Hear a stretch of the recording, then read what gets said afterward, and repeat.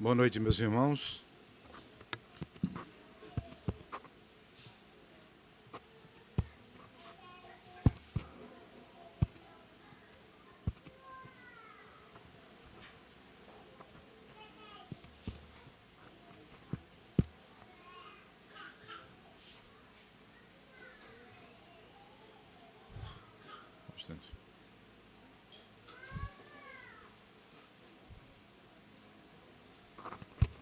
Boa noite, meus irmãos, graça e paz.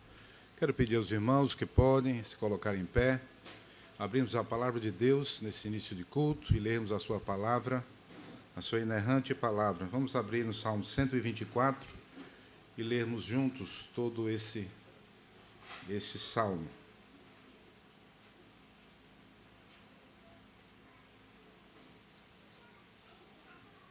Diz assim a palavra de Deus, vamos todos juntos. Cântico de romagem de Davi. Não fosse o Senhor que esteve ao nosso lado, Israel que eu diga, não fosse o Senhor que esteve ao nosso lado, quando os homens se levantaram contra nós e nos teriam engolido vivos, quando a sua ira se estendeu sobre nós, as águas nos teriam submergido, e sobre a nossa alma teria passado a torrente. Águas impetuosas seriam. Bendito o Senhor que nos deu por presa aos dentes deles. Salvou-nos a nossa alma, como o pássaro do laço do passarinheiro. Quebrou os laços.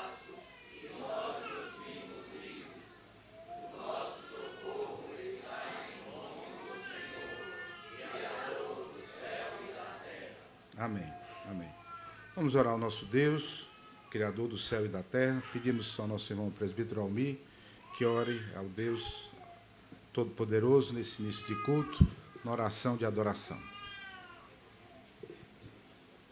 Santo e bendito Deus, Senhor de glória, Salvador bendito, louvado, ó Pai exaltado, seja o teu santo nome.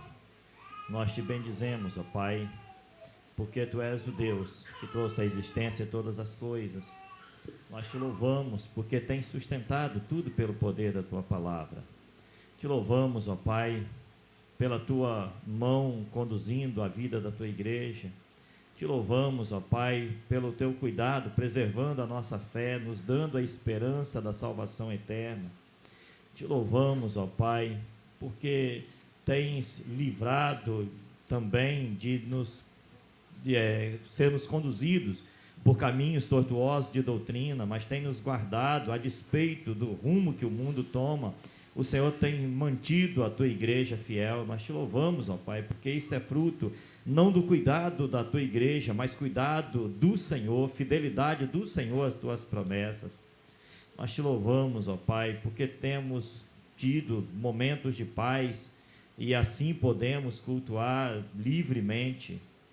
Te louvamos, Senhor, porque temos as nossas famílias na Tua presença e o Senhor tem preservado as promessas que o Senhor tem em relação aos filhos da aliança.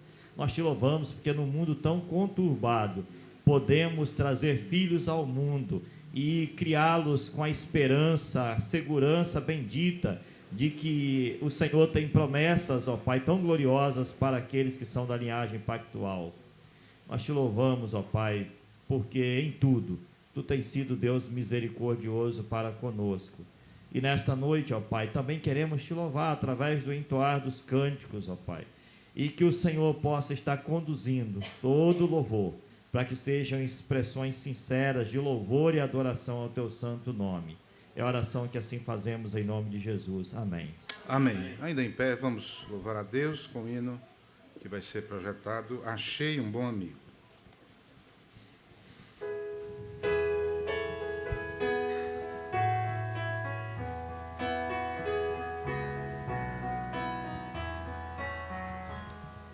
Achei um bom amigo, Jesus o Salvador, dos milhares escolhido para mim.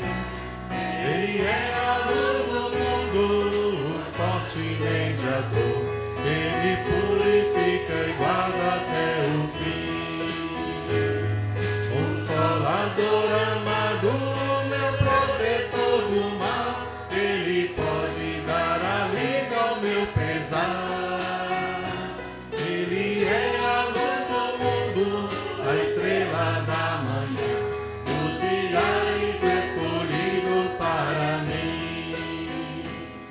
Levou minhas dores todas, as mágoas me entreguei. Ele tem um firme abrigo em tentação. Deixei por ele tudo, os ídolos queimei. Ele faz-me pôr em santo coração. Que o mundo me abandone e persiga o tentador. Meu Jesus me guarda até da vida ao fim. E é a luz do mundo, a estrela da manhã, dos milhares escolhido para mim. Jamais me desampara, nem abandonará. Se fiel e obediente aqui viver, está sempre ao meu lado e me protegerá, até quando face a face o possa ver. Então ao céu subindo na glória eu me verei, com Jesus meu Salvador morando enfim. Ele é a luz do mundo, a estrela da manhã, dos milhares escolhido para mim.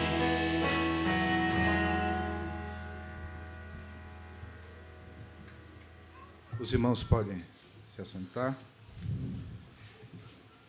Deus nos chama para adorá-lo, assim chegamos até aqui, e nesse momento do culto, Ele nos chama para poder confessar os nossos pecados.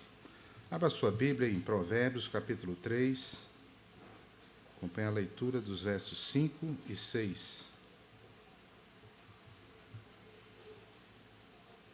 Provérbios 3, versículos 5 e 6, diz assim a palavra de Deus: Confia no Senhor de todo o teu coração e não te estribes no teu próprio entendimento.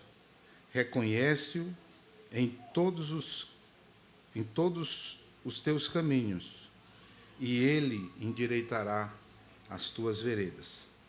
Deus, nesse momento, sonde os nossos corações e mostre a cada um de nós aquilo que não está agradando a Ele, que nós possamos participar desse momento de confissão de forma individual, durante alguns instantes, e logo depois, queria pedir ao nosso irmão Caleb que ore em voz alta, na oração de confissão de pecados.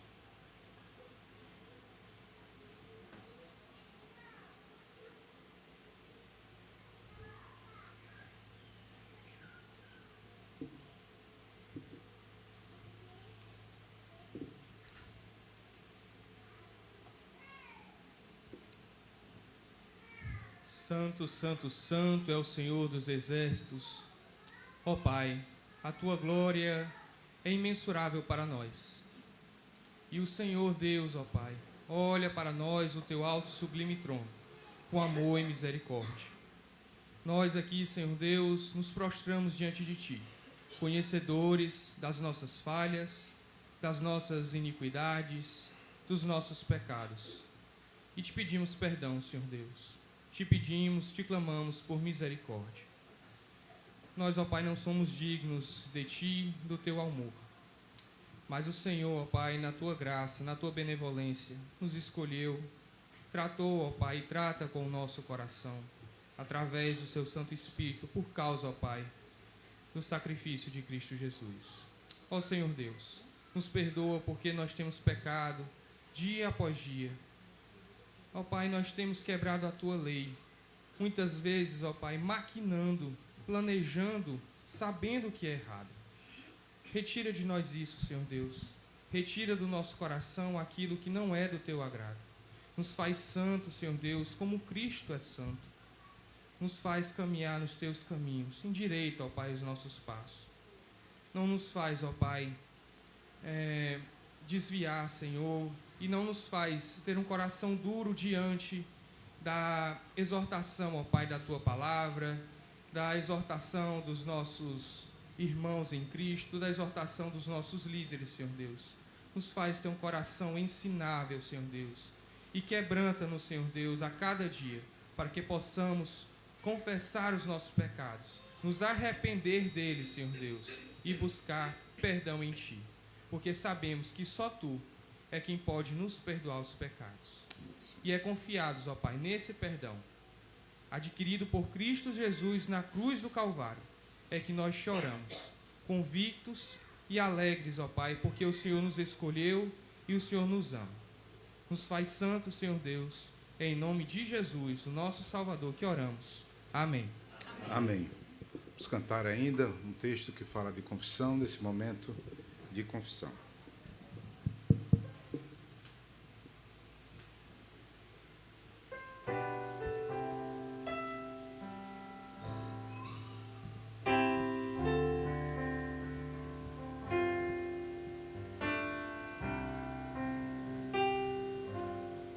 Se confessarmos os nossos pecados, Ele é fiel e justo para nos perdoar os pecados e nos purificar de toda injustiça. Se confessarmos os nossos pecados, Ele é fiel e justo para nos perdoar os pecados e nos purificar de toda injustiça.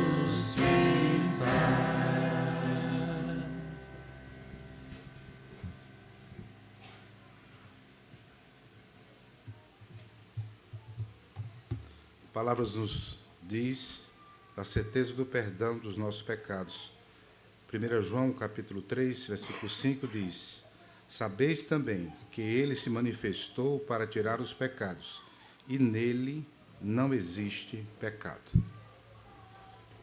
Vamos ler mais uma vez a palavra de Deus, agora de forma alternada. Peço aos irmãos que podem se colocar em pé. Abrir a palavra de Deus em livro de Apocalipse, capítulo 17, uma leitura sequencial que estamos fazendo. Apocalipse, capítulo 17, vamos ler todo o capítulo de forma alternada.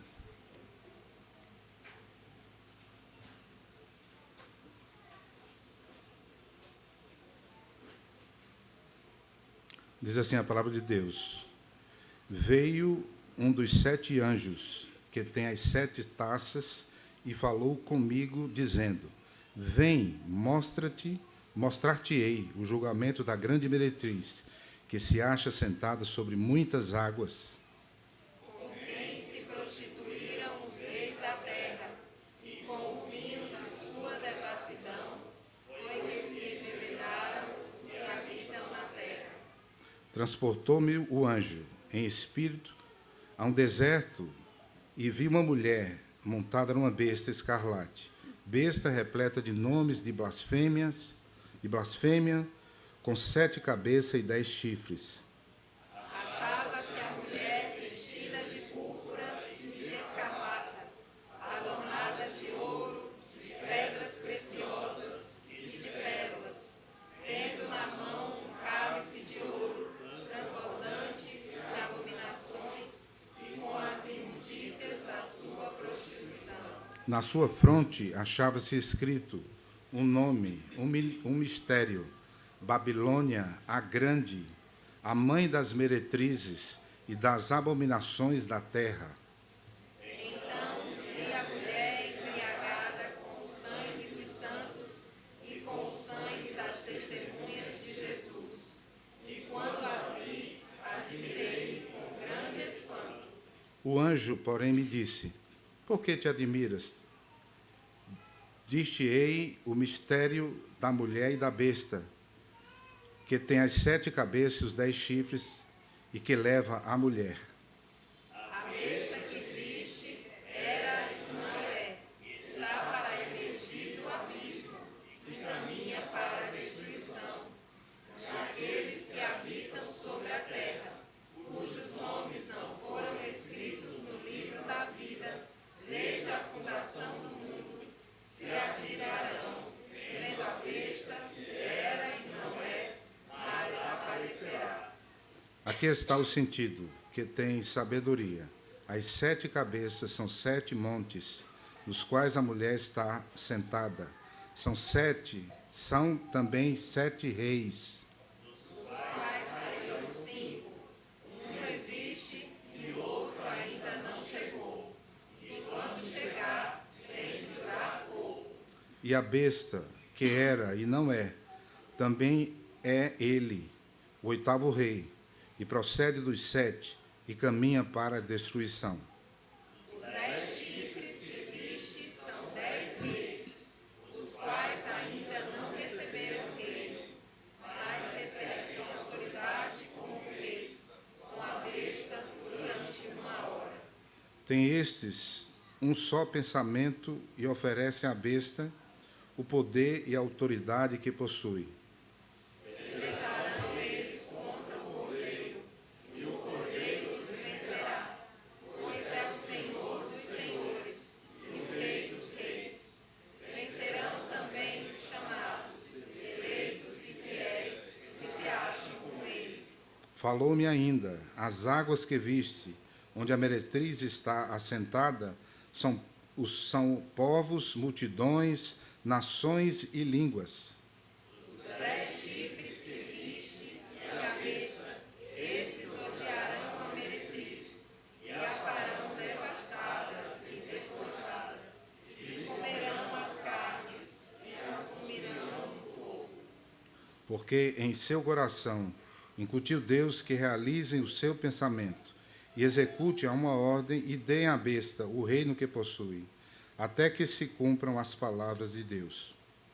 A mulher que viste é a grande cidade que domina sobre os reis da terra. Amém. Os irmãos podem sentar. Vamos louvar a Deus mais uma vez cantando, louvando o seu nome com a melodia que vai ser projetada.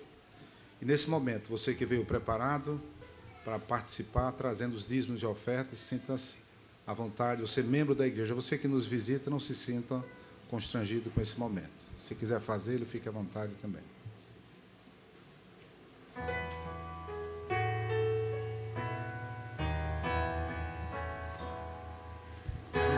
Te seja consagrada minha vida, ó meu Senhor, meus momentos e meus dias sejam só em teu louvor.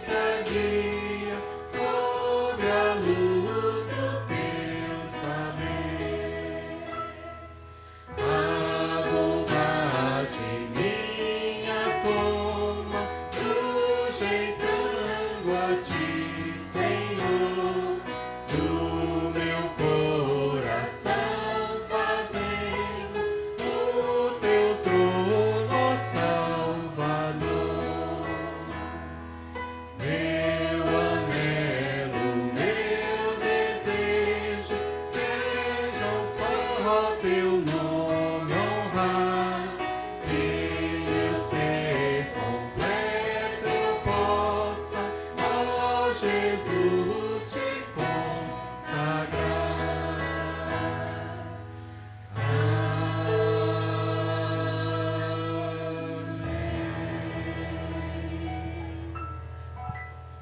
Santo e bondoso Deus, nós te agradecemos pela tua graça, pelo teu sustento, pela tua provisão.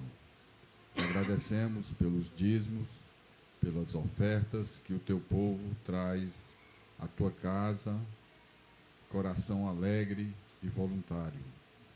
Te agradecemos também porque o Senhor cuida de nós em todos os sentidos, em todas as horas, não deixando nada nos faltar. Ajuda, Senhor, o conselho dessa igreja para a boa aplicação desses recursos.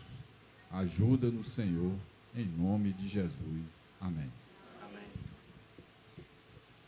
Fiquemos em pé, irmãos, aqueles que podem. Vamos continuar louvando ao nosso Deus.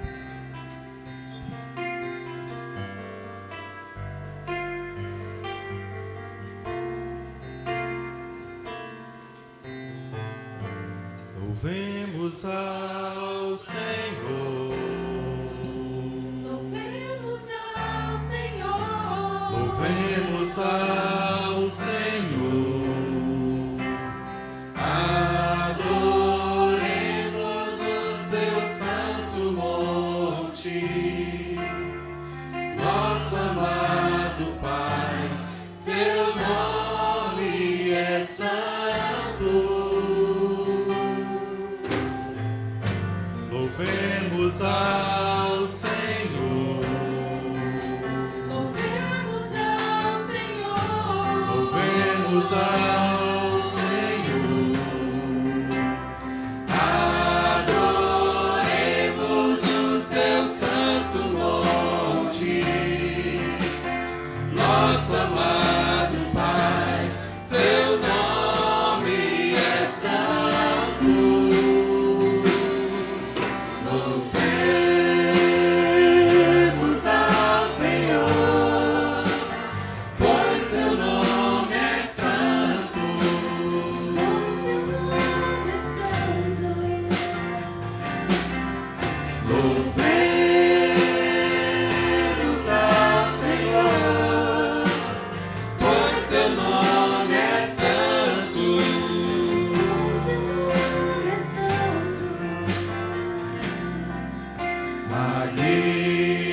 Magnifiquemos ao Senhor, ao Rei que é digno de louvor, excelso, supremo e muito digno de louvor. Excelso, supremo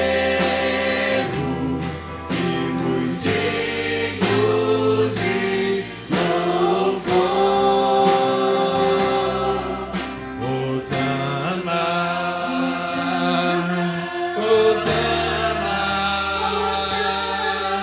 Hosana ao nosso Rei. Hosana, Hosana, Hosana ao nosso Rei. Isso é a nossa vida, o motivo do louvor em nosso novo coração. Pois morreu a nossa morte, pra vivermos sua vida, nos trouxe grande salvação.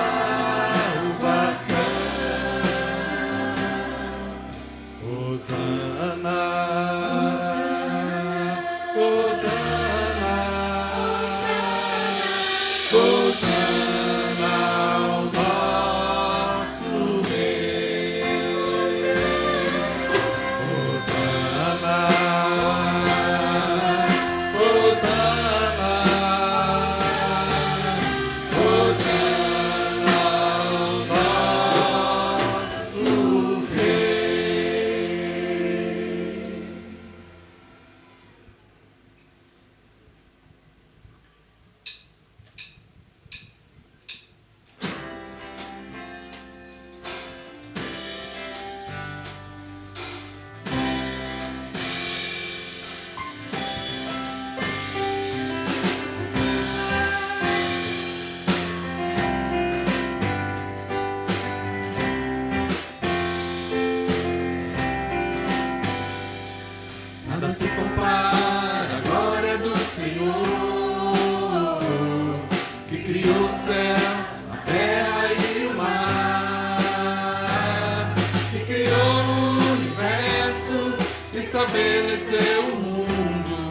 sobre tudo que criou, maravilhoso fez a mim e fez você.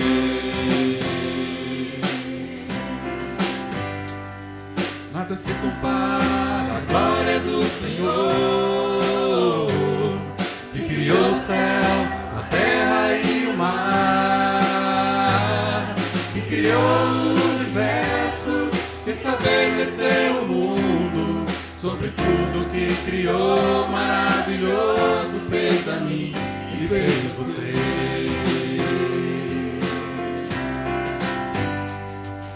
Senhor, tu me sondas, tu me conheces, sabes do meu caminhar.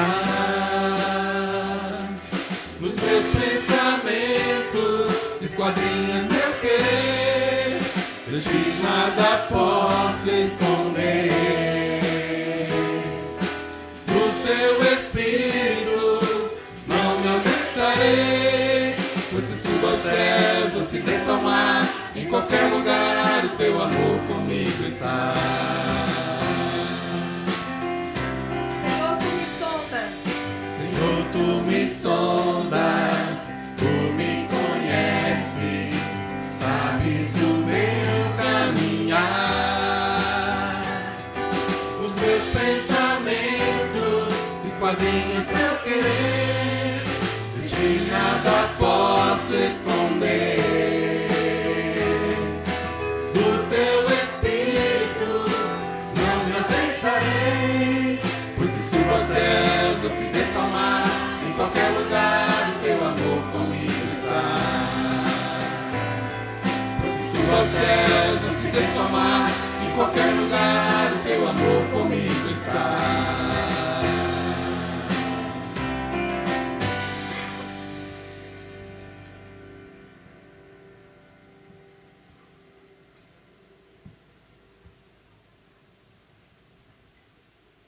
Canção dos Filipenses. Vamos continuar louvando ao nosso Deus.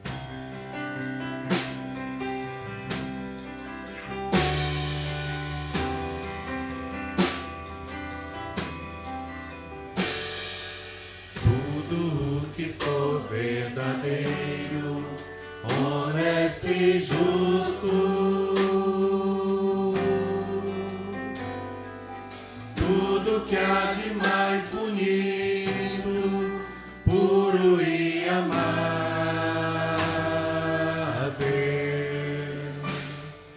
Se houver algum louvor, se houver virtude, seja isso a inspirar o nosso pensamento, para que não haja em nós temor diante do que há de vir. Antes de tudo lembramos, diante de Deus nossas vidas estão,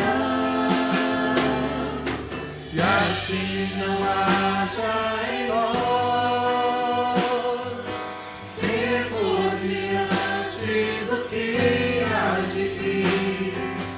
A paz que só Deus nos pode dar, Sempre há de nos guardar em Cristo Jesus.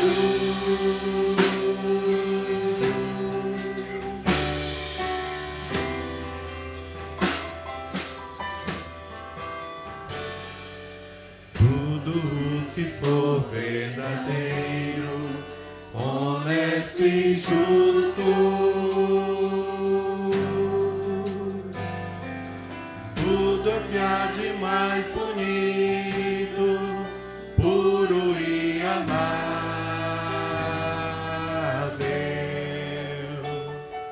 Se houver algum louvor, se houver virtude, seja isso a inspirar o nosso pensamento,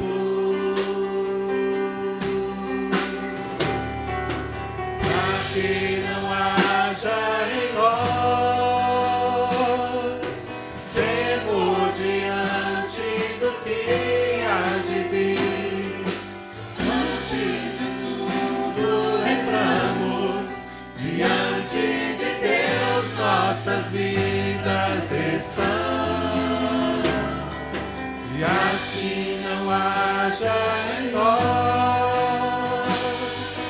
Temos diante do que há de vir a paz que só Deus nos pode dar. Sempre há de nos guardar em Cristo Jesus.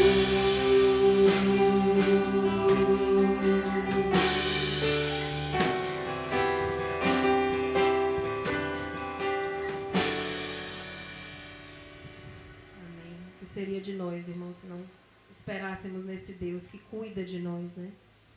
Esperei confiantemente no Senhor.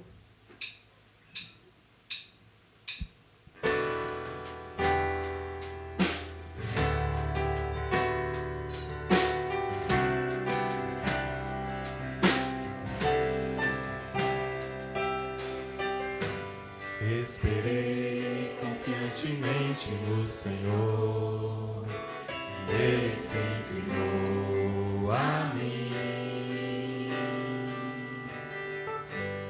Me ouviu quando por socorro eu clamei, Ele se inclinou a mim. Tirou-me de um poço de perdição,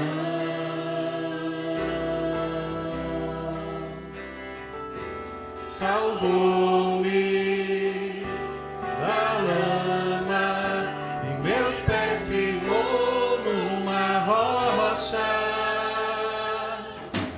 Ele me pôs nos lábios nova canção.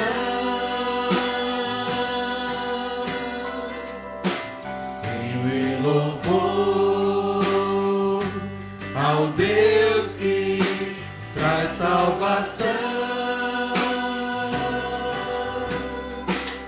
Maravilhas sem fim operou,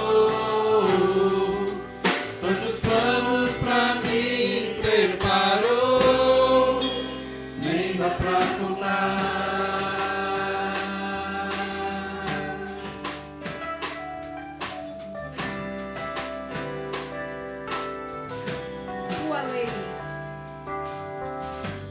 Tua lei está dentro do meu coração, tua vontade é meu prazer. Os meus lábios não calarei se vou dizer, tua vontade é meu prazer. Proclamo tua graça, verdade e amor.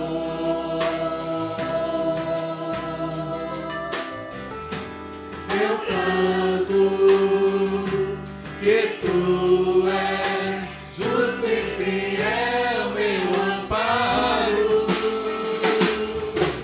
Ele me pôs nos lábios nova canção.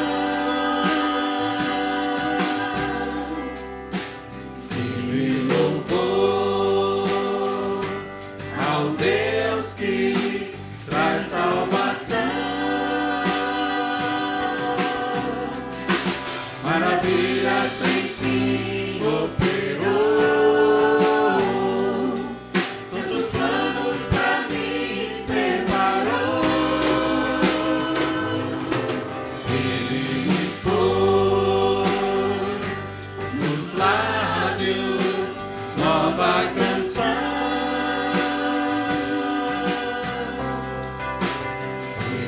Louvor ao Deus que traz salvação. Maravilha sem fim operou, tantos planos pra mim preparou, nem dá pra contar.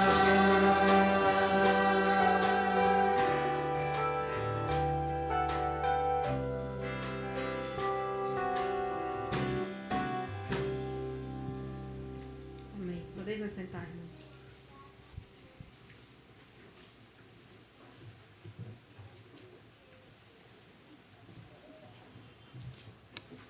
Irmãos, nós vamos ainda orar ao Senhor em intercessões, ações de graças diante do nosso Deus. Curve sua fronte, nós vamos orar. Pai querido e amado, mais uma vez nós estamos diante do Senhor, confiados nos méritos de Cristo, para poder nos achegar e suplicar ao Senhor a Tua bênção sobre a nossa vida, colocar diante do Senhor o nosso louvor. Certamente o louvor que sai dos nossos lábios, e como cantamos agora, foi o Senhor mesmo que impôs esse novo cântico. Ó Pai, rendemos-te graças, ó Deus, por tantas coisas que o Senhor tem feito. Obrigado, Pai, pela salvação em Cristo que temos. Obrigado, Pai, pela comunhão com os irmãos, pelo culto, pela liberdade que temos de adorar o Teu nome, pela Tua palavra traduzida em nosso idioma. Obrigado, Senhor, porque o Senhor tem nos dado mais do que o que nós merecemos ou mesmo necessitamos. Te rendemos graças pelo ar, pelo alimento, pela família, pelo trabalho, também pelas lutas que o Senhor tem propósitos santos nelas. Obrigado, Senhor, por tantas coisas. Mas também queremos colocar diante de Ti, ó Deus, as nossas lutas, anseios, nossos propósitos, suplicando a Tua boa mão sobre nós. Queremos colocar diante do Senhor, ó Deus, os nossos irmãos que enfrentam lutas na área da saúde. Lembramos do presbítero Edson, ó Deus, com a recuperação do seu pé. Lembramos do nosso irmão Wesley, ó Pai, já se recuperando, ó Pai, da cirurgia na coluna. Ó Deus, põe Tua boa mão sobre o Teu servo e sobre as lutas que ele ainda há de enfrentar com a sua saúde. Pedimos, ó Deus, Tua bênção sobre a vida de Dona Joselina, sobre Dona Gessília. Suplicamos, Pai, que o Senhor continue sustentando as Tuas filhas, ó Deus, nas suas lutas, dando a elas alívio, Pai, das dores e nas lutas diversas que elas enfrentam, ó Pai, na área da saúde. Suplicamos Tua bênção sobre o Júnior, marido da Patrícia, ó Deus, com essas crises alérgicas, ó Deus, uma crise grave nesta semana. Pedimos que o Senhor continue sustentando o Teu filho, abençoando. Pai, pedimos Tua bênção também, ó Deus, pelas gestantes da igreja. Louvamos o Teu nome porque o Senhor tem abençoado a Tua igreja com muitas gestantes. Põe Tua boa mão sobre cada uma das Tuas filhas, abençoando a gestação, abençoando esses filhos da aliança que ainda estão no ventre. Ó Deus, dá aos seus pais a graça de criar os seus filhos amando ao Senhor. Pedimos Tua bênção também, ó Deus, sobre as que não podem gerar filhos ou que estão lutando para gerar filhos. Põe Tua boa mão, Senhor, sobre as Tuas filhas. Dá-lhes alento, dá-lhes a graça de gerar filhos. Ó Pai, se não é a Tua vontade, consola as Tuas filhas. Ensina ao coração delas o Teu propósito, ó Deus, por misericórdia. Pedimos também Tua bênção, ó Deus, sobre a igreja de forma geral. Ajuda-nos, ó Deus, a buscar o Senhor com fidelidade, a continuar crescendo no conhecimento do Senhor. Abençoe, Pai, a nossa construção, a transição daqui para o nosso novo espaço de adoração, o templo que está sendo construído para adoração ao Teu nome. Põe Tua boa mão sobre aqueles trabalhadores. Ó Deus, abençoe aqueles que têm se disposto no coração para prover os recursos para a construção. Põe Tua boa mão, Pai, sobre todos os aspectos e dá-nos também, Pai, a sabedoria para, ao chegar ali, continuarmos adorando ao Senhor com fidelidade. Dá-nos sabedoria, Pai, para proclamar o nome do Senhor, Pai, no bairro ali. Ó Deus, para recebermos, quem sabe, ovelhas feridas, ou mesmo pessoas que nunca conheceram o Teu nome e que adentrarão ali, ó Pai, para ouvir a Tua palavra. Dá-nos sabedoria e ajuda-nos para que proclamemos a Tua palavra com fidelidade. Colocamos diante do Senhor a nossa nação. Tem misericórdia do nosso país, dos nossos governantes, desde presidente, governadores, senadores, deputados, vereadores, prefeitos, forças armadas, juízes, todos aqueles que se acham investidos de autoridade. Ó Deus, rogamos ao Senhor por misericórdia, põe o teu temor no coração dos nossos governantes. O Senhor é aquele que inclina o coração do rei, é aquele que ninguém pode resistir à tua vontade. E por isso pedimos a ti, tem misericórdia, ó Deus. Abençoa-nos, Pai, nesta noite. Pedimos assim, em nome de Jesus. Amém, Senhor. Irmãos, nós vamos abrir as Escrituras em Deuteronômio, capítulo 9.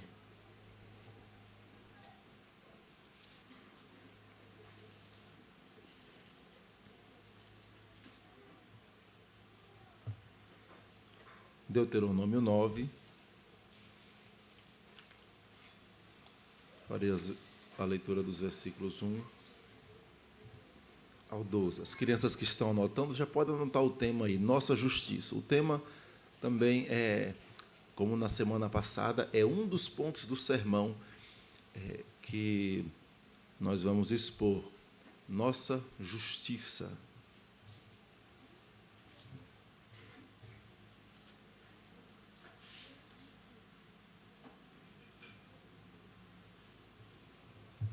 Deuteronômio 9, de 1 a 12.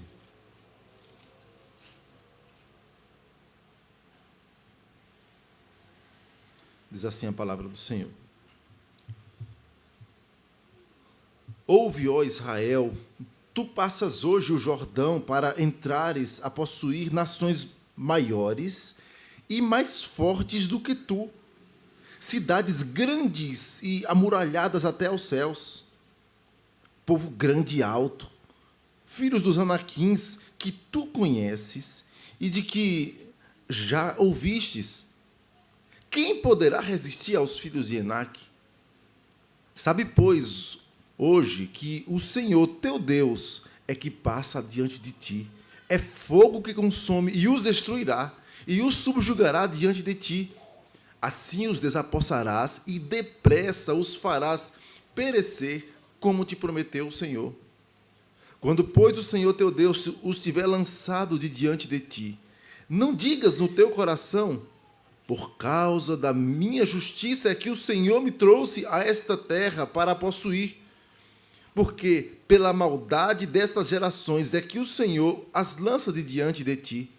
Não é por causa da tua justiça, nem pela retitude do teu coração que entras a possuir a sua terra, mas pela maldade dessas nações o Senhor teu Deus as lança de diante de ti, e para confirmar a palavra que o Senhor teu Deus jurou a teus pais, Abraão, Isaque e Jacó. Sabe, pois, que não é por causa da tua justiça que o Senhor teu Deus te dá esta boa terra para possuí-la, pois tu és povo de dura cerviz. Lembrai-vos e não vos esqueçais de que muito provocastes a ira do Senhor vosso Deus no deserto, desde o dia em que saístes do Egito até que chegastes a este lugar, rebeldes fostes contra o Senhor. Pois em Horebe tanto provocastes a ira do Senhor, que a ira do Senhor se acendeu contra vós para vos destruir.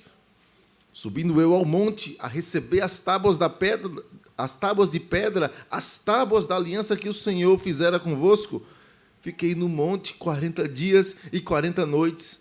Não comi pão, nem bebi água. Deu-me o Senhor as 2 tábuas de pedra, escritas com o dedo de Deus, e nelas estavam todas as palavras, segundo o Senhor havia falado convosco no monte, do meio do fogo, estando reunido todo o povo. Ao fim de 40 dias e 40 noites, o Senhor me deu as 2 tábuas de pedra, as tábuas da aliança.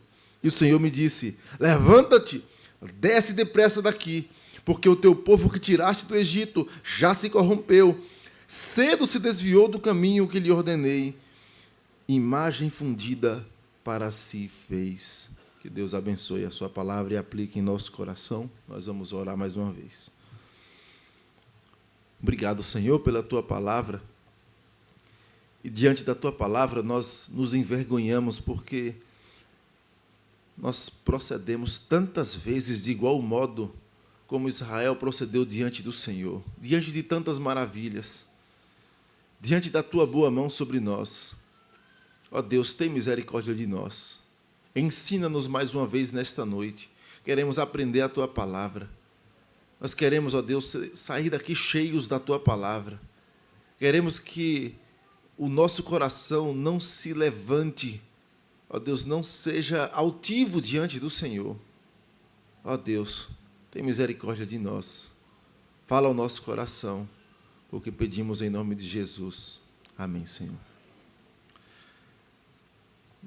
Nós normalmente procedemos de modo arrogante, desde a infância. Você se lembra como age uma criança quando ganha um presente novo? Uma bicicleta. A criança ganha uma bicicleta, não fez nada para merecer aquela bicicleta, não trabalhou para ganhar aquela bicicleta. Aliás, muitas vezes desobedeceu e mesmo assim o pai, a mãe, a avó, o tio, graciosamente no dia do aniversário, dá aquela sonhada bicicleta. Eu estou usando bicicleta, crianças, mas pode pensar em qualquer outro presente bem legal que vocês já ganharam. E aí, após vocês ganharem aquele presente, você sai na rua diante dos seus vizinhos, dos seus primos, e sai achando que você é o melhor. Achando que você tem a melhor bicicleta. Já viu a bicicleta nova que eu tenho? Que eu ganhei, que o meu pai me deu? Não há nada de errado no aspecto de você se alegrar com a bicicleta e até contar, olha, ganhei uma bicicleta. Mas o detalhe que eu estou mostrando, e aqui eu estou falando, as crianças e os adultos também estão entendendo, o detalhe é que você se acha melhor do que o seu coleguinha por uma coisa que você ganhou. Você nem mereceu, não fez nada para ter, mas você se acha por algo externo a você. Os adultos também são assim. O nosso coração naturalmente se orgulha, se vangloria, se coloca superior ao nosso semelhante por coisas que sequer trabalhamos para ter. Ou coisas internas do nosso próprio ser, habilidades dadas por Deus. Deus nos deu habilidades diversas, diferentes para cada um de nós, seja no trabalho, seja para o serviço no reino dele. E nós, muitas vezes, nos colocamos de modo superior e criticamos outros que não ganharam essa habilidade no mesmo nível. E não é uma crítica para ajudar, mas para se colocar em um pedestal e apontar o dedo para baixo, como se nós fôssemos melhores porque ganhamos uma coisa.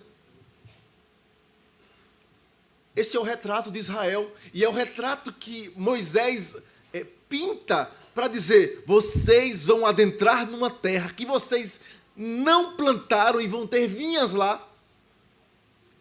Vocês vão habitar em casas que vocês não construíram. Vocês vão desfrutar de uma terra que é pura dádiva da parte de Deus. Como encher o coração de orgulho e tratar o seu semelhante de modo equivocado? Paulo fala aos Romanos assim, Romanos 12.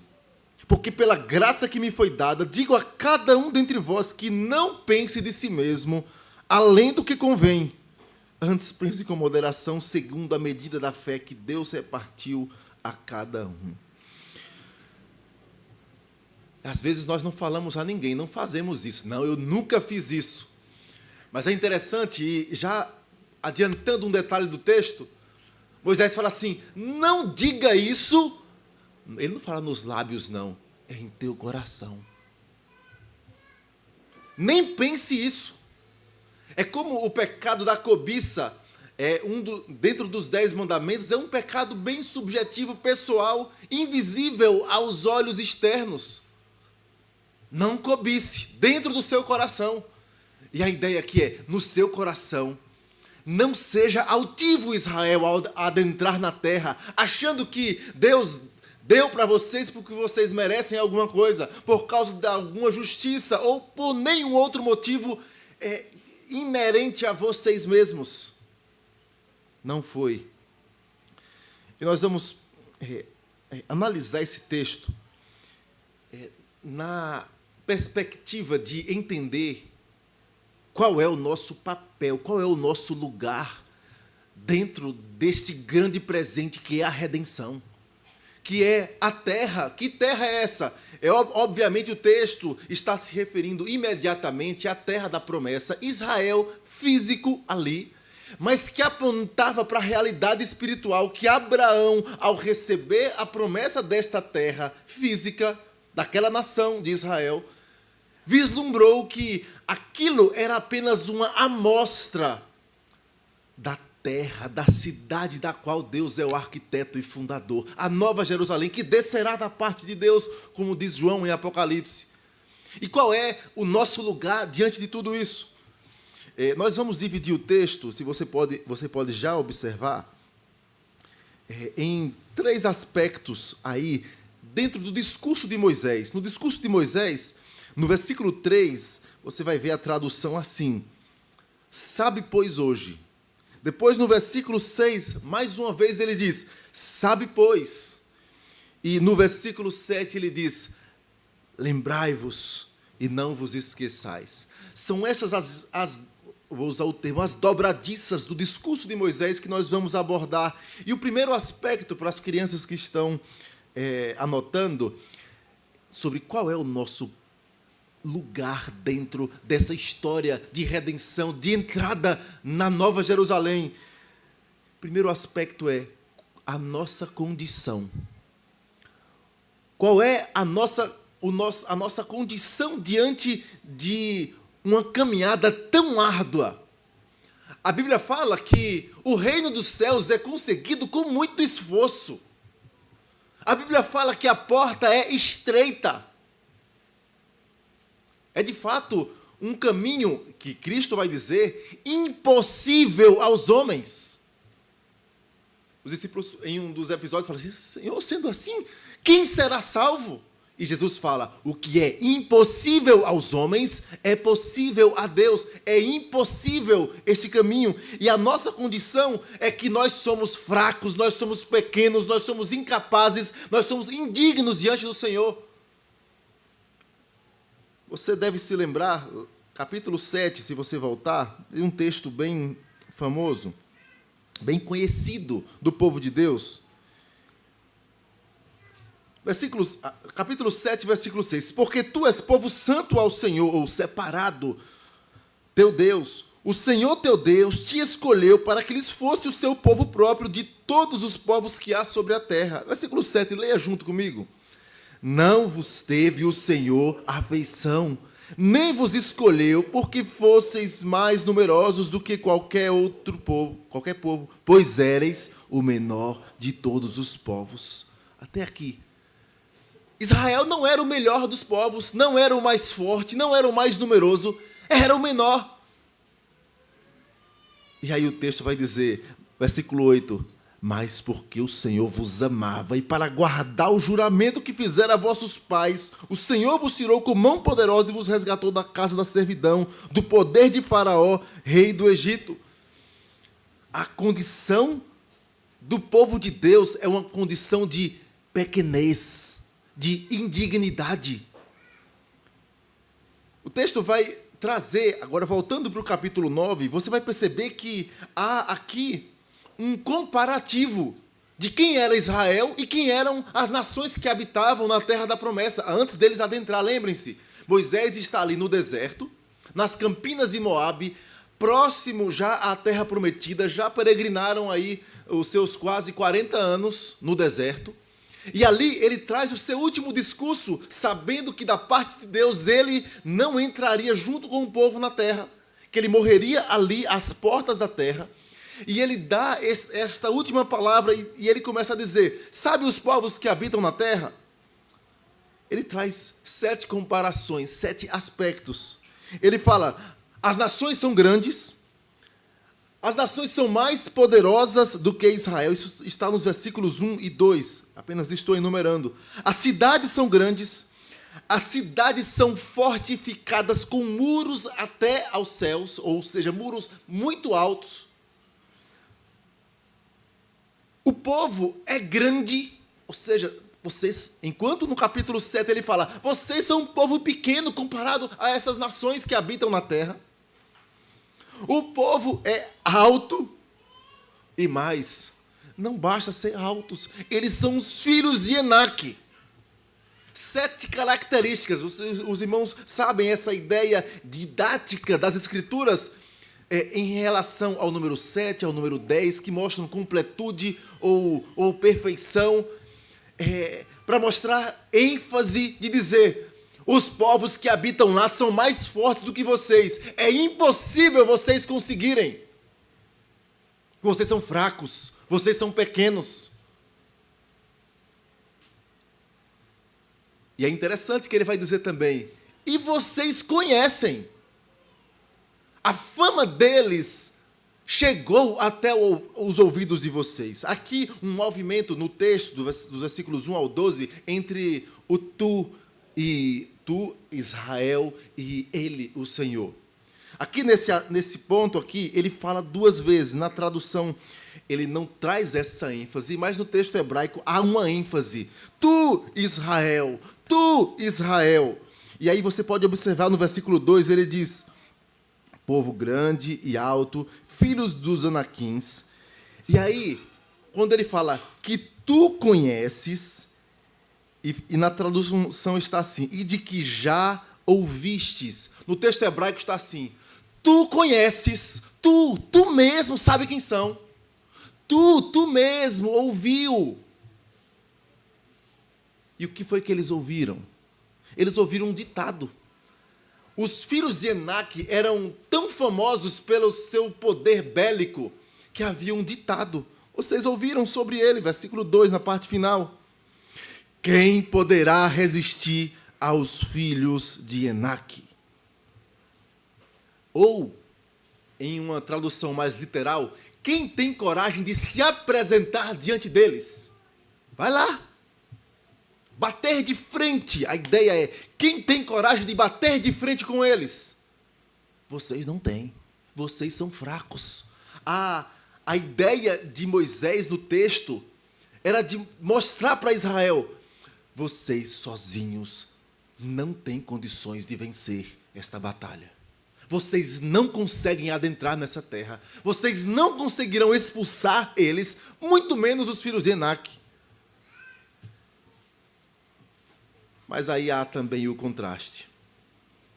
O contraste é que mostra qual é a nossa condição. É que, após ele falar, tu mesmo conhece, tu ouviu, ele faz no versículo 3. Vamos ler juntos o versículo 3. Sabe, pois, que o Senhor teu Deus é fogo que consome e os destruirá, e os subjugará diante de ti. Assim os desapossarás, e depressa os farás perecer, como te prometeu o Senhor. No texto hebraico há também 3 ênfases na pessoa do Senhor, com o pronome ele, mostrando assim: é ele mesmo quem passa adiante de ti com fogo. Depois ele fala mais uma vez: é ele mesmo quem os destruirá. É ele mesmo quem os subjugará diante de vocês. Se Enaque são gigantes, intransponíveis, eles vão ficar menor do que vocês. Eles vão ser subjugados, mas não é pela força do braço de vocês, é por quem o Senhor é. Ele mesmo. Então há essa ênfase: é ele, é ele, é ele. É o Senhor. A nossa condição é de total submissão àquele que é o chefe que vai à frente do seu povo. É o Senhor dos exércitos. É nessa perspectiva que Davi chega em um dos gigantes e diz: olha, do Senhor é a guerra. Quem é esse? Quem é esse que afronta os exércitos do Deus vivo? A consciência de que a nossa condição é de total sujeição àquele que vai à frente do seu povo. Deus é quem vai à frente da sua igreja. É assim, sempre foi assim. Salmo 124, nós lemos hoje: não fosse o Senhor que esteve ao nosso lado, Israel que o diga, não fosse o Senhor que esteve ao nosso lado quando os homens se levantaram contra nós. Se não fosse o Senhor, eles teriam nos engolido vivos. Êxodo 33, 15. Então, lhe disse Moisés orando ao Senhor, ele disse: Senhor, se a tua presença não vai comigo, não nos faça subir deste lugar. Eu não vou libertar esse povo sem o Senhor à frente, não vou. Consciência de quem nós somos frágeis. E, falando de Moisés, o interessante é que na juventude, por volta dos seus 40 anos, Moisés vai e mata aquele egípcio que estava maltratando um hebreu. E a Bíblia fala que Moisés queria mostrar aos seus irmãos que Deus iria usá-lo para ser um libertador. Mas Moisés ali estava achando que era com a força do seu braço. É quando Deus o manda para o deserto, e já idoso ele volta. Agora você vai perceber, não é pela força do teu braço. E perceba que quando Deus o chama, ele recusa, porque ele percebe: eu não sou capaz. Josué 1,9, texto que as crianças aprenderam na nossa escola dominical, que diz assim: não te mandei eu? Ser forte e corajoso, não temas, nem te espantes, porque o Senhor teu Deus é contigo por onde quer que andares. Ser forte e corajoso. O Senhor é contigo por onde quer que andares. Já mencionei aqui que isso era estranho. Um Deus que anda junto com o seu povo era considerado um Deus pequeno, porque os deuses fortes habitavam em cidades amuralhadas, cidades com grandes templos, com zigurates. Zigurates são espécies de templos parecidos um pouco com pirâmides. Havia essa mentalidade. Mas Deus se revela um Deus poderoso que anda no meio do seu povo e que vai à frente do seu povo, conduzindo a sua igreja, o seu povo.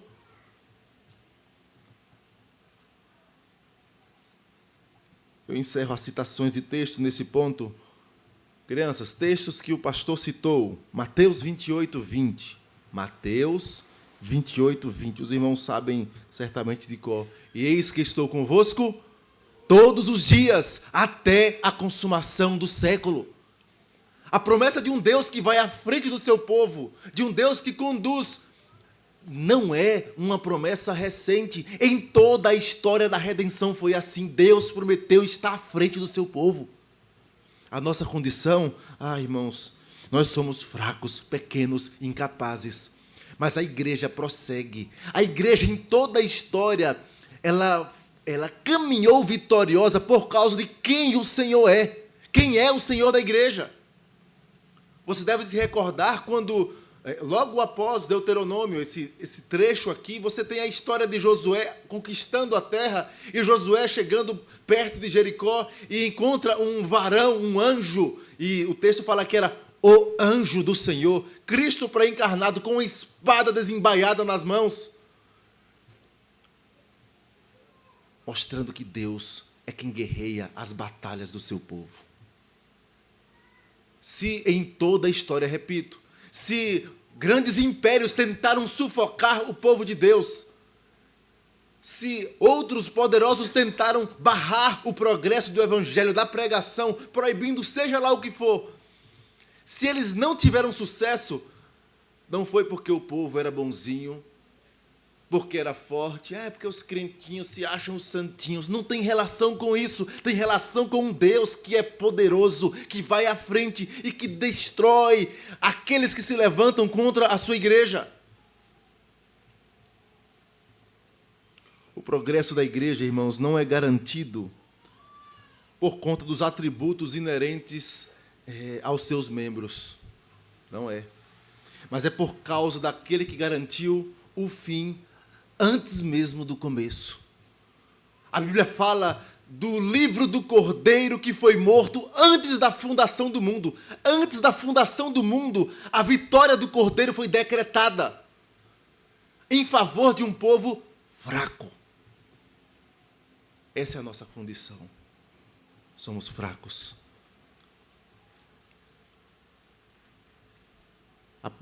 Uma aplicação.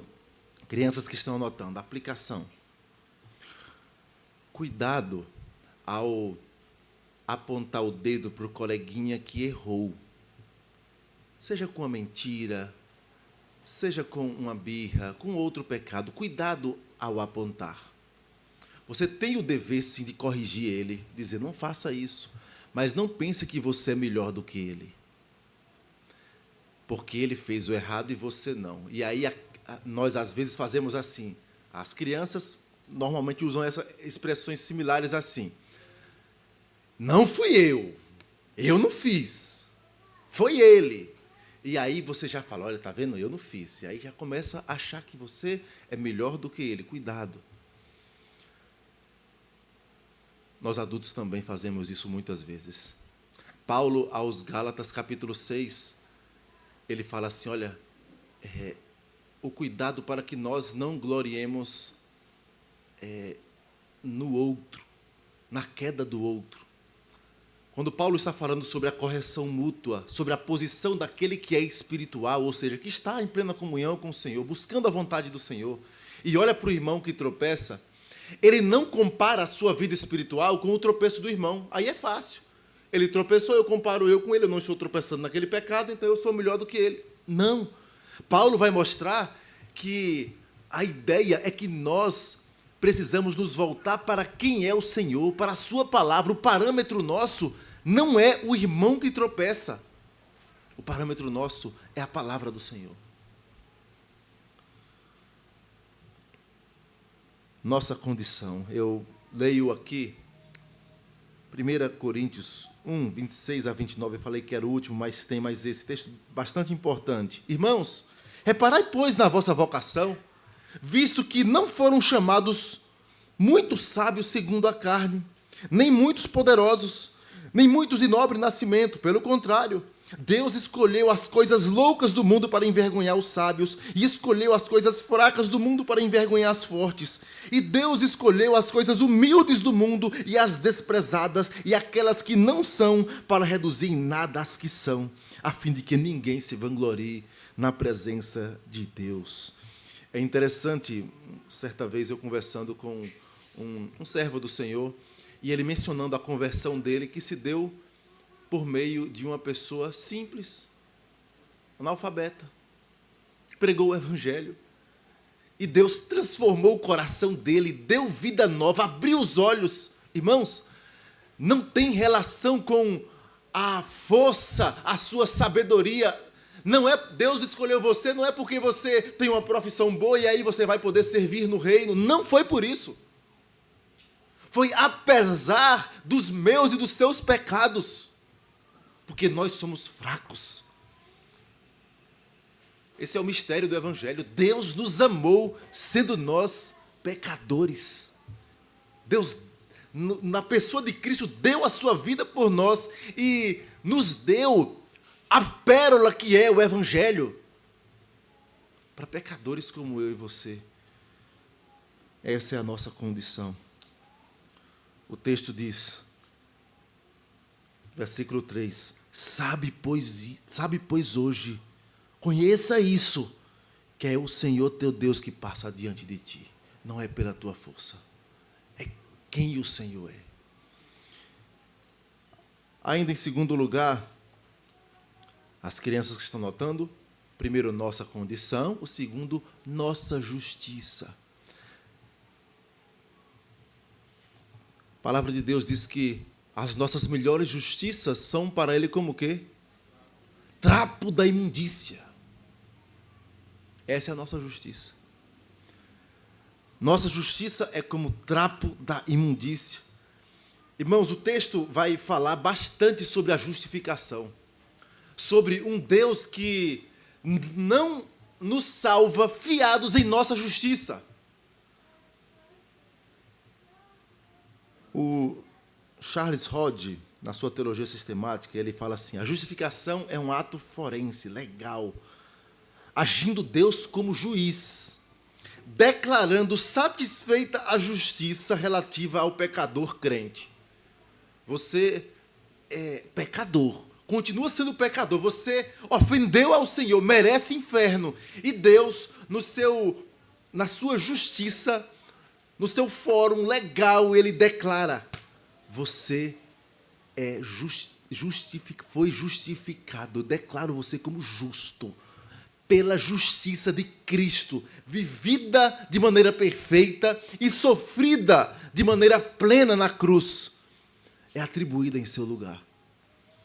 Ele continua e diz que a justificação é completa e igual em todos os crentes. Não existe um crente mais justificado do que o outro diante do Pai.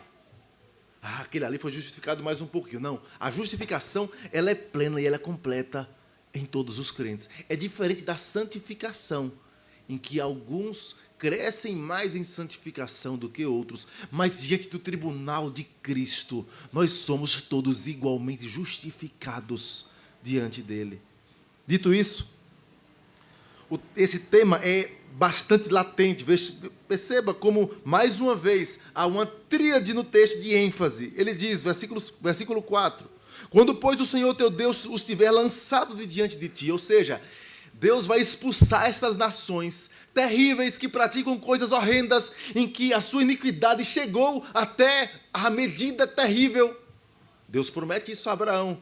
Olha, quando se encher a medida da iniquidade dos amorreus, Deus iria tirar, desapossá-los da terra. Quando Deus fizer isso, não digas no teu coração, repito, não é simplesmente nos lábios, cuidado com a vanglória, aquele sentimento interno, aquela decisão interna de se colocar diante de outros, pensamentos contrários à humildade do Evangelho. Não digas isso. Por causa da minha justiça é que o Senhor me trouxe a esta terra para possuir. Foi a minha justiça.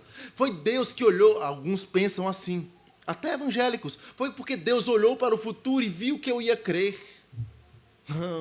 Não foi por causa da tua justiça, nada que tem em ti. Versículo 5, ele continua. Não é por causa da tua justiça, nem pela retitude do teu coração, não é. Terceiro, versículo 6, de novo. E aí vem quando ele fecha esse aspecto da justiça, desse ponto que vai dos versículos 4 ao 6. Sabe, pois, que não é por causa da tua justiça que o Senhor teu Deus te dá essa boa terra para possuí-la, pois és povo de dura cerviz. 3 vezes, não é por causa da tua justiça, não é por causa da tua justiça, não é por causa da tua justiça. Que fique claro, a nossa justiça é como o trapo da imundícia. E aí ele vai dizer, então qual foi o motivo então pelo que o Senhor nos deu essa terra? E Moisés diz, também do versículo 4 e versículo 5, Deus te dá a posse dela por causa da maldade destas gerações aí. Depois ele diz, versículo 5, na parte B, é por causa da maldade dessas nações que Deus está lançando elas de diante de vocês. Depois, na parte B do versículo 5, ele diz, e para confirmar a palavra que o Senhor teu Deus jurou aos teus pais, Abraão, Isaque e Jacó. É por causa da aliança. É por causa da aliança que Deus faz cair sobre o seu Filho, Jesus Cristo, a justiça que deveria cair sobre os seus filhos. E por causa disso, Deus dá as bênçãos que o seu Filho amado conquista de maneira plena para o homem. Essas bênçãos nas regiões celestes em Cristo são dadas aos seus filhos. Não é por causa da nossa justiça. Se você observar, você vai perceber que em toda a história, Israel se debateu com isso. Se debateu porque você vai ver textos das Escrituras falando sobre o homem não confiar em si. Não confie na força do cavalo. O cavalo, a despeito da sua grande força, a ninguém pode livrar. Não é a sua habilidade. Se o Senhor não edificar a casa, em vão trabalham os que edificam. Você vai encontrar diversos textos. Olha, se as tuas riquezas prosperam, não ponhais nelas o coração. Então perceba que nosso coração naturalmente quer se apegar àquilo que nós conquistamos, àquilo que nós achamos que podemos alcançar. E a mensagem de Moisés é: vocês são um povo da aliança, um povo que recebeu as benditas promessas dadas e cortadas pelo Senhor com o seu povo, cortadas porque o verbo usado por fazer aliança é o verbo cortar, animais cortados, nós já temos mencionado sobre isso.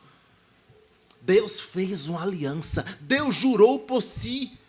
E onde foi que Deus jurou por si? Olha, o texto fala assim: para confirmar a palavra que o Senhor teu Deus jurou a teus pais, Abraão, Isaque e Jacó. Se você voltar lá no livro de Gênesis, você vai ver no capítulo 15.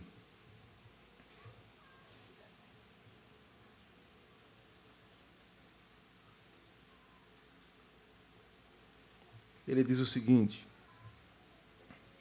versículo 12: ao pôr do sol caiu um profundo sono sobre Abrão, e grande terror, grande pavor e cerradas trevas o acometeram. Então lhe foi dito: sabe com certeza que a tua posteridade será peregrina em terra alheia, e será reduzida à escravidão aqui no Egito, e será afligida por 400 anos.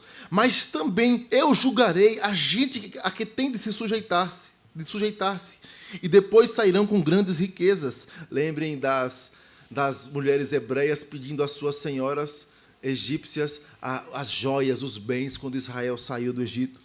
E tu irás para a terra, para os teus pais em paz, será sepultado em ditosa velhice. Na 4ª geração tornarão para aqui, porque não se encheu ainda a medida da iniquidade dos amorreus, pelas quais o Senhor os lança de diante dele, em nosso texto.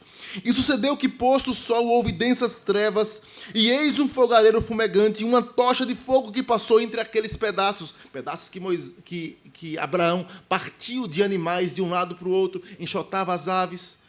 Naquele mesmo dia fez o Senhor, ou no texto hebraico, cortou o Senhor uma aliança por causa dos animais cortados, com Abraão dizendo: a tua descendência eu dei esta terra, já é de vocês.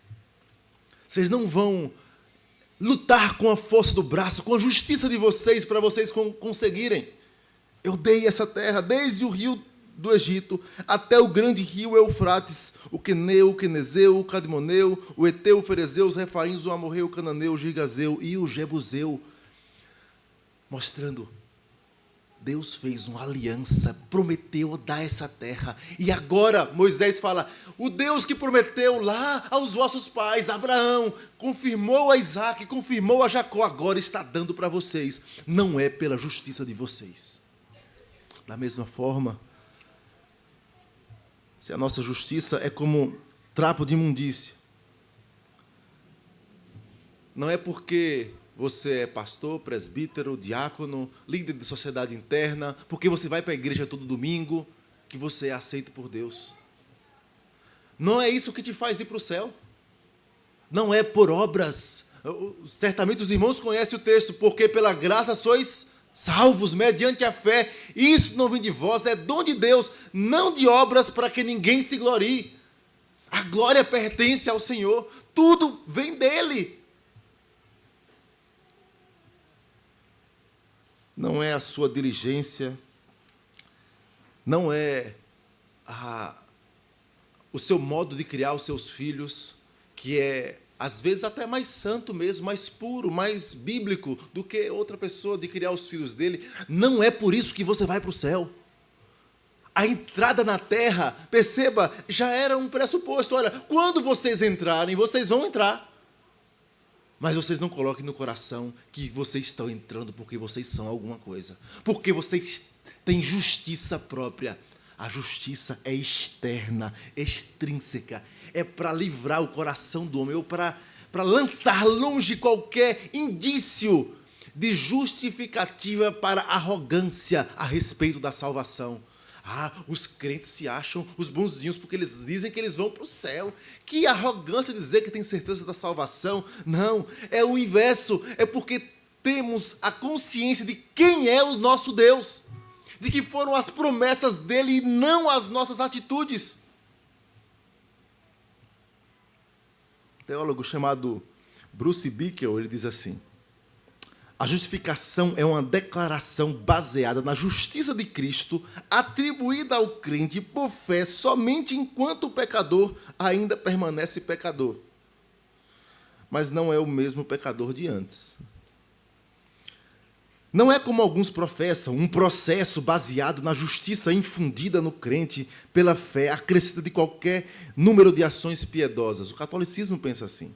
Pensa que a justificação é fé mais obras. E aí, essas obras também, você pode recorrer às obras de supererrogação, obras dos santos, que estão no tesouro da igreja e que o Papa ou os concílios podem atribuir um pouquinho para você, porque teve pessoas que fez tantas boas obras que sobrou, tantas justiças que sobrou, e aí você faz uma indulgência e ganha um pouquinho da obra do outro que sobrou. Irmãos, se as nossas justiças, as melhores, são como o trapo da imundícia, sobra o quê? Nada. Não é justiça, mais obras, não.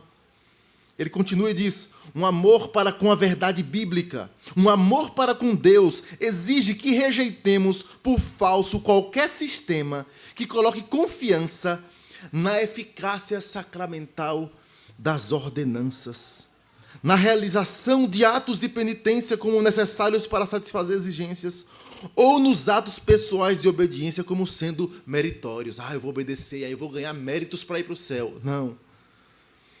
Esses são difamatórios. Eles difamam a obra completa da pessoa e atividade de Cristo, cuja perfeita justiça e morte propiciatória são a base única da posição acertada diante de Deus.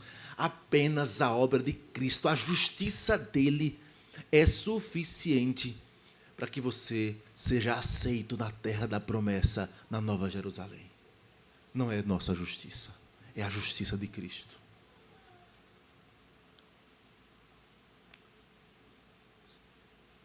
Nossa condição, nossa justiça, crianças, agora nossa lembrança. Diante disso, Moisés no texto vai dizer assim, versículo 7, lembrai-vos e não vos esqueçais. Ele traz dois imperativos, são idênticos. Lembre, não se esqueça. ênfase mais uma vez. Do que nós não podemos nos esquecer? O que diz o apóstolo Paulo: éramos por natureza o quê? Filhos da ira. Nós não podemos esquecer a nossa origem natural, filhos da ira. Se não fosse a misericórdia, a graça do Senhor atingindo o nosso coração, a nossa condição era de juízo da parte de Deus. Abra a Bíblia lá no livro de Naum. Os adolescentes estudaram esse livro ontem.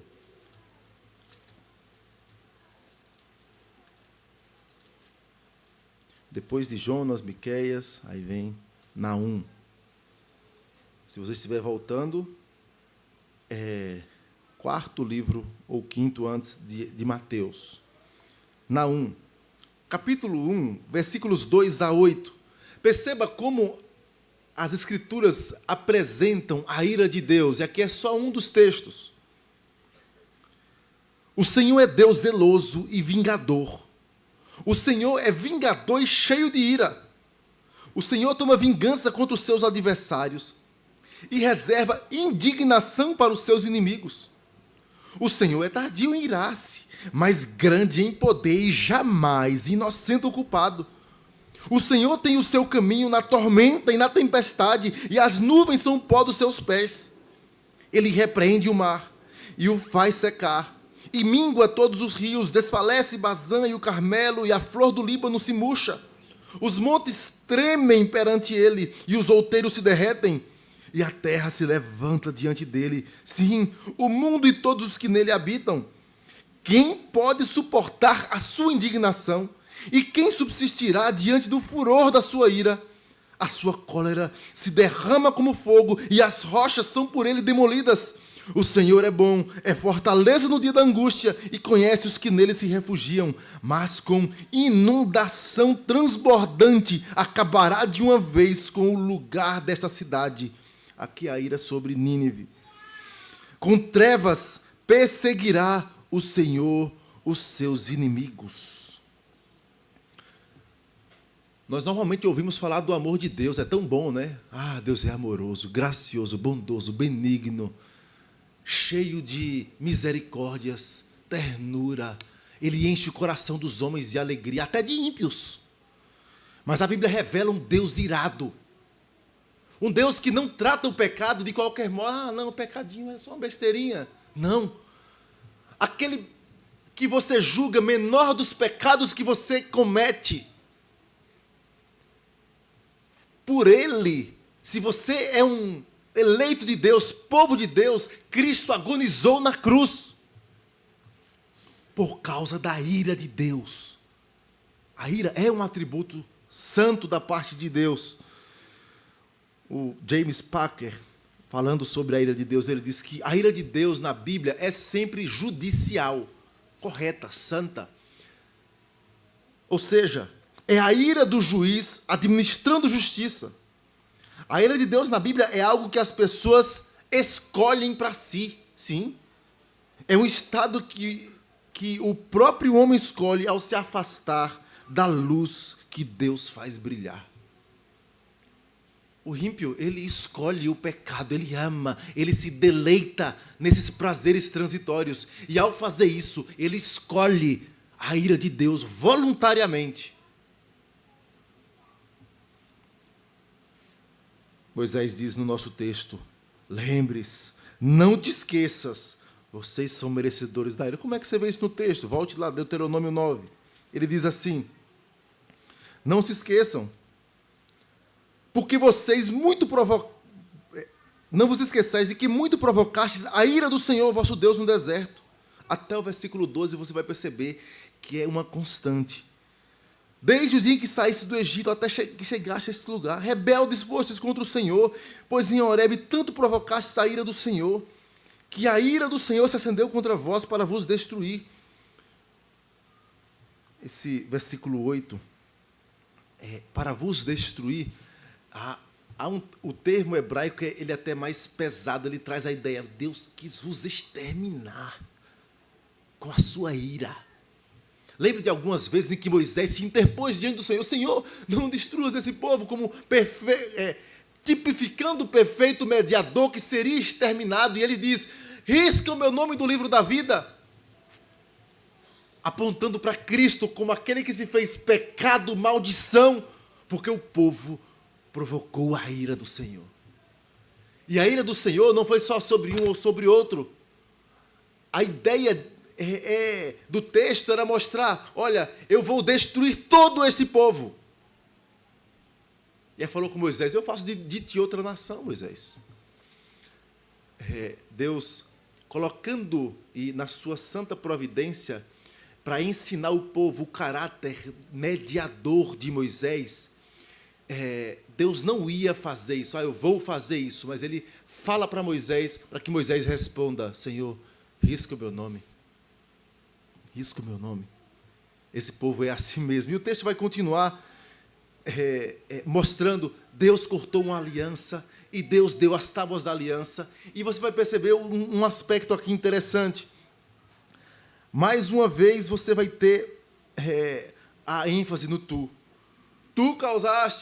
Você causou a ira, tu foste rebelde, no Horebe foi tu também, você foi apressado para se corromper, já na parte final do texto,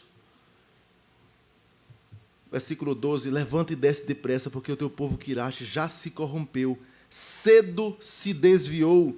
É interessante porque quando Deus fala assim, desce apressadamente, a mesma palavra para desce apressadamente o povo se corrompeu apressadamente. No texto hebraico há esse trocadilho de dizer, desce depressa, porque o povo se corrompe depressa. Irmãos, se nós nos mantemos com fidelidade, com firmeza, não é porque nós somos bonzinhos, porque por natureza éramos filhos da ira, é porque o Senhor sustenta, segura. Lembra de Pedro? Pedro nega 3 vezes ao Senhor, mas antes de negar, Deus falou, olha, Pedro, deixa de arrogância, Satanás os requereu para peneirar como se fosse trigo. Eu, porém, roguei para que a tua fé não desfaleça, para que você não se desvie completamente. É por causa da intercessão de Cristo, é por causa da mediação dele, que a ira do Senhor é aplacada. A ira que deveria cair sobre nós foi sobre Cristo na cruz do Calvário. Nossa lembrança, não perca de vista que nós só temos alegria, nós só temos salvação, nós só temos garantia de progresso espiritual, de saber que hoje nós vamos ser santificados, vamos crescer mais do que ontem, de que dia após dia, de glória em glória, seremos mais parecidos com Cristo, é por causa da obra de Cristo. Por quê? Porque nós mesmos, por natureza, somos filhos da ira. Não perca de vista. Lembre, não se esqueça de que nós provocamos a ira do Senhor. Mas a ira, o castigo que nos trouxe a paz, estava sobre ele, na cruz do Calvário. Apocalipse 16, ao falar do grande dia da ira do Cordeiro, diz assim, Apocalipse 6, diz assim: vi quando o Cordeiro abriu o sexto selo, e sobreveio grande terremoto. O sol se tornou negro como um saco de crina, e a lua toda como sangue. As estrelas dos céus caíram pela terra como figueira. Como a figueira, quando abalada pelo forte vento, deixa cair os seus figos verdes. E o céu recolheu-se como um pergaminho quando se enrola. Então todos os montes e ilhas foram movidos do seu lugar. Os reis da terra, os grandes, os comandantes, os ricos, os poderosos, e todo escravo e todo livre que se esconderam nas cavernas e nos penhascos dos montes. E disseram aos montes e aos rochedos: caí sobre nós, caiam sobre nós. E escondei-nos da face daquele que se assenta no trono e da ira do Cordeiro, porque chegou o grande dia da ira deles. E quem pode suster-se? Quem pode se sustentar diante da ira do Cordeiro? Aqueles que se refugiaram no Cordeiro. Refugie-se em Cristo. Lembre-se da sua condição, de onde o Senhor te tirou. Ah, mas eu já nasci no Evangelho. É, meu irmão, que graça você teve de Deus arrancar o seu coração velho, colocar um coração novo, dar um novo sentido, às vezes antes mesmo do nascimento, no ventre, como João Batista, ou como João Batista, no ventre de Isabel. Que privilégio! Certamente, se ele não fizesse isso, você estaria longe, alvo da ira. Mas a ira foi aplacada pelo Cordeiro. Que Deus tenha misericórdia de nós. Que Deus nos dê um coração humilde. E que possamos perceber que lugar nós realmente ocupamos na redenção. Somos pequenos, somos frágeis. Nossa justiça, como o trapo da imundícia, é a justiça de Cristo. Que Deus nos abençoe. Amém. Vamos colocar de pé, irmãos.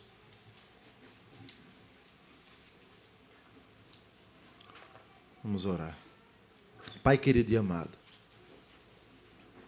nós te rendemos graças mais uma vez pela Tua palavra tão viva.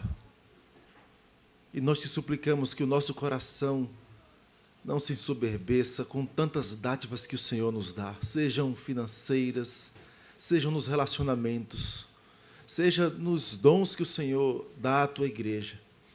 Que eles não sirvam para vanglória. Ó Deus, seja até no nosso crescimento espiritual. Que ao invés disso, Pai, que o Senhor nos dê um coração humilde, a ponto de, quando formos fortes, suportarmos as debilidades dos que são mais fracos. Tem misericórdia de nós, Senhor. Renove, Pai, o nosso vigor, nosso ânimo, o nosso zelo pela Tua palavra, pelas Tuas coisas, e a nossa consciência de quem o Senhor é, do tamanho da salvação que o Senhor nos deu. Ó Deus, age assim conosco, por misericórdia, porque certamente confiamos na justiça do Cordeiro. É em nome dele que nós te rogamos. Amém, Senhor. Recebei a bênção, irmãos. Que a maravilhosa graça do Senhor e Salvador Jesus Cristo, que o amor de Deus, nosso eterno e bondoso Pai, que a comunhão e consolação do Santo Espírito de Deus repousem sobre vós e sobre todo o povo de Deus espalhado pela face da terra, hoje e para todos sempre. Amém, Senhor. Amém.